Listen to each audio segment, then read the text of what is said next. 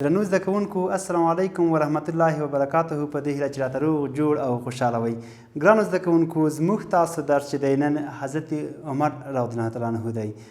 حضرت عمر رضی الله تعالی عنه درس به وایو، خو له هغې نه مخکې باید تاسو سره په دې اړه خبرې وکړم چې موږ تاسو تېر درس کې څه ولوستل، څه مو زده کړل، او هغه کورنۍ دنده چې ما تاسو ته درکړې وه تاسو هغه ترسره کړې ده. آفرین. درس مو په خپلو کتابچو کې لیکلی دی. آفرین، ډېر ښه. ښه درنو زده کوونکو، اوس تاسو ماته ووایئ چې تېر درس زموږ څه شي و؟ ډېر ښه، قرآن کریم. قرآن کریم د چا کتاب و؟ د الله جل جلاله کتاب و. آفرین. د چا په واسطه په چا نازل شوی و؟ د حضرت جبرائیل علیه السلام په واسطه باندې پر حضرت محمد صلی الله علیه وسلم باندې نازل شوی و. ډېر ښه. قرآن کریم څو سپارې او څو سورتونه درلودل؟ آفرین. قرآن کریم 10 سپارې 114 سورتونه یې درلودل. ډېر ښه. هغه کورنی کار چې ما تاسو درکړی وه، کومې خانهخالۍ چې وي، هغه به مو انشاءالله سم ترسره کړي وي. آفرین، ډېر ښه. ښه درنو زده کوونکو، نن زموږ تاسو درس چې دی حضرت عمر رضی الله تعالی عنه دی. حضرت عمر رضی الله تعالی عنه. ښه درنو زده کوونکو، اوس تاسو ماته ووایئ د حضرت عمر رضی الله تعالی عنه په اړه باندې څومره پوهیږئ؟ ډېر ښه. ګورئ، حضرت عمر فاروق، ګورئ حضرت عمر رضی الله ته د فاروق لقب هم ورکړل شوی دی. د چا؟ د فاروق لقب ورکړل شوی دی. ګورئ،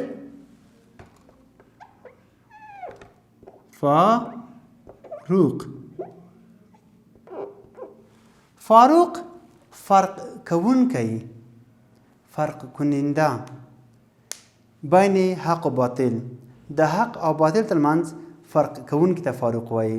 یعنی هغه څوک چې د حق او باطل ترمنځ فرق کوي هغو ته فاروق وایي. دا لقب چې دی د حضرت محمد صلی الله علیه وسلم ورکړی دی. زموږ تاسو خوږ پیغمبر صلی الله علیه وسلم حضرت عمر فاروق رضی الله تعالی عنه مخکې له مسلمانېدو څخه که نه، دی هم مخکې له مسلمانېدو او وروسته له مسلمانېدو ډېر جدي انسان و، ډېر قوي انسان و، ډېر غښتلی سړی و. همغه و چې یوه ورځ حضرت پیغمبر صلی الله علیه وسلم دعا وکړه، له خدای څخه یې وغوښتل چې یا خالق خدای پاکه، یو له عمرینو څخه چې تا ته هر یو ډېر ګران وي، ډېر محبوب وي، ډېر درته منلی وي، هغه مسلمان کړه. صحیح ده؟ یو عمر بن حشام، بل عمر بن خطاب. همغه و چې خدای جل جلاله عمر بن خطاب مسلمان کړ، او عمر بن حشام چې ابو جهل و هماغسې مشرک پرېښودو. کله چې حضرت عمر رضی الله تعالی عنه اسلام راوړ، دی مسلمان شو. صحیح ده؟ نورو مسلمانانو به چې کله اصلا دی مسلمانېدل، نور مشرکین به چې کله مسلمان شول، نو دوی به بیا څنګه وو؟ یو څه وخت پټ به وو، خلکو ته به ځان نه ښودو، ځکه په هغې وخت کې اسلام چې و ډېر په کمزوري حالت کې و، دومره ډېر طرفداران یې نه درلودل، دومره ډېر پلویان یې نه درلودل. نو هماغه و چې حضرت عمر رضی الله عنه چې کله مسلمان شو، نو دا یې لاړو په لوړ غږ به ټولو ته ویل چې زه مسلمان شوم، ما پر حضرت محمد صلی الله علیه وسلم باندې ایمان راوړو، ما دا ومنله چې هغه د الله جل جلاله بنده او رسول دی. هغه دا ومنله چې خدای جل جلاله یو دی، د عبادت وړ چې دی یو خدای دی. دا بوتان چې دي، دا نور شیان چې څوک ورته عبادت کوي، دا هسې چټیات دي. دا یې منلي وو، ځکه د عبادت لایق چې دی هغه یو الله جل جلاله دی. پوه شوئ؟ نو کله چې حضرت عمر رضی الله تعالی عنہ مسلمانېږي نو اسلام یو ډول د پرمختګ لور ته ځي. داسې حالت ته ځي چې اسلام ته یو ډول نورم کار کیږي، نورم پرمختګ ورکول کیږي، نورم کامیابي ور په برخه کیږي.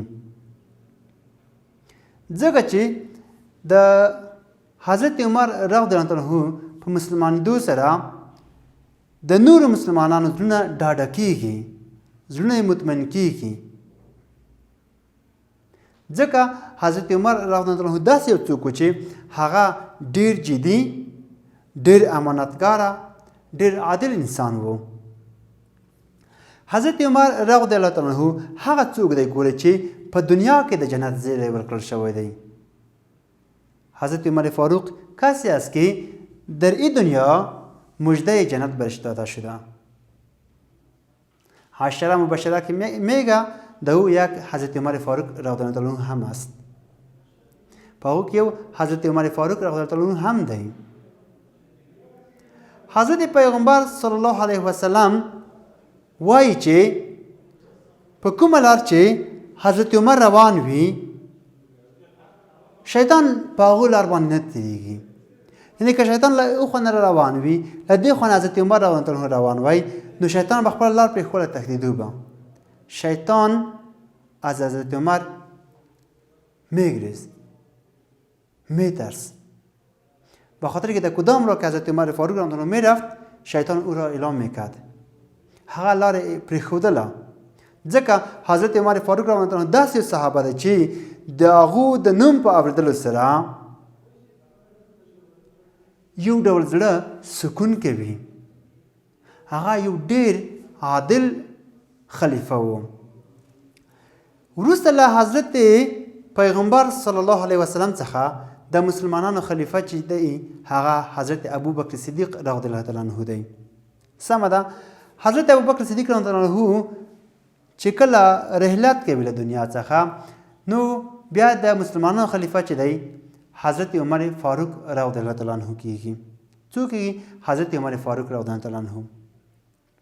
حضرت عمر فاروق رضی الله تعالی عنه چې کله مسلمانېږي دی 29 کلن وي. حضرت عمر فاروق رضی الله عنه وقتی که مسلمان میشه چند ساله می بود؟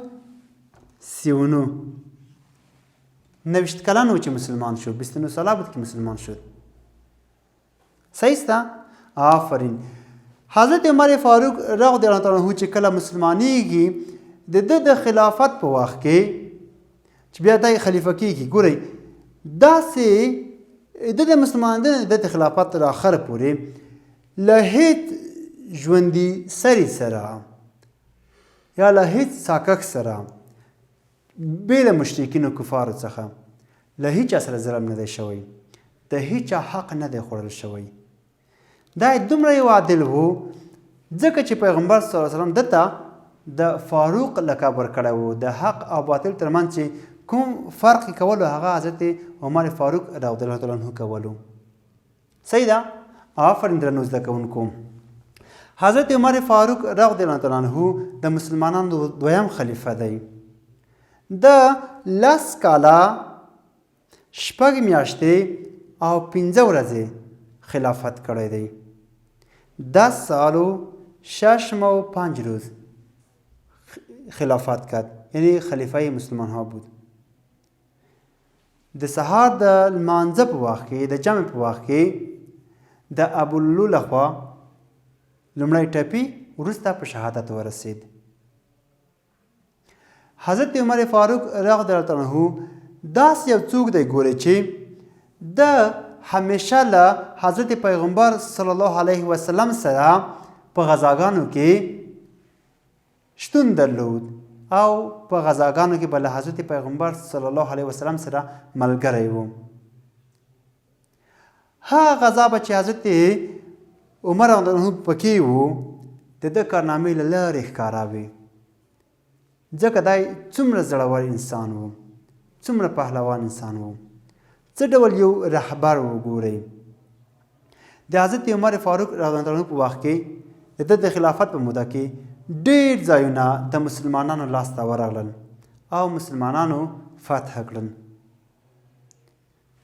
ده به چې په کوم لور باندې یو وارې مخه کړله حرکت به وکړو دی به بیرته د خدای جل جلاله په حکم باندې ناکام نه راتلو ګورئ تر ډېره پورې په ډېرو غذاګانو کې چې کله د اشتراک کړی دی کله چې د جهاد شروع کړی دی دا ناکام نه دی راغلی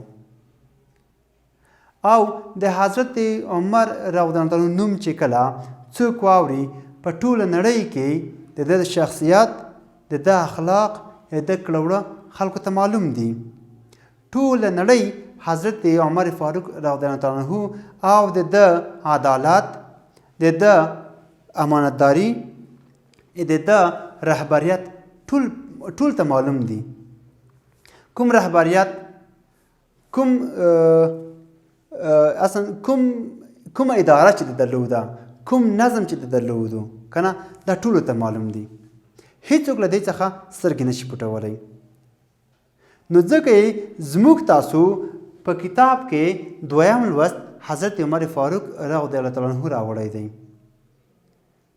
په دې به موږ تاسو پوه شو چې حضرت عمر فاروق رضی الله عنه څوک دی د چا زوی دی سمه ده د ده په وخت کې کوم ځایونه فتح شوي دي کوم ځایونه د مسلمانانو لاسته ورغلي دي په دې ټولو به انشاءالله خبرې کوو سمه ده نو درنو زده کوونکو موږ تاسو د حضرت عمر فاروق رضی الله عنه د شخصیت په کړو وړو اعمالو باندې د ده د خلافت په موده کې د ده د مدیریت په اړه باندې د ده د جدیت په اړه باندې د ده د امانتدارۍ په اړه باندې ټولې خبرې وکړې دی اصلا ټولو خلفای راشدینو ټولو صحابه کرامو بالخصوص حضرت عمر رضی الله عنه حضرت ابوبکر صدیق رضی الله عنه او حضرت عثمان او حضرت علی رضی الله عنه دوی څنګه دي دوی ډېر وخت د حضرت پیغمبر صلی الله علیه وسلم خدمت ته وقف کړی دی او د هغو خدمت او انډیوالي ویاري کړې ده سمه ده آفرین درنو زده کوونکو نو موږ تاسو نن همدومره بس د حضرت عمر رضی الله عنه په اړه چې وغږېږو که څه هم په دې خبرو باندې د حضرت عمر رضی الله عنه شخصیت ټول نه تعریفېږي خو بیا هم یو څه ښه دي خو راتلونکي ساعت کې به انشاءالله درس وایو تر بیا هم په خدای سپارم ښې چارې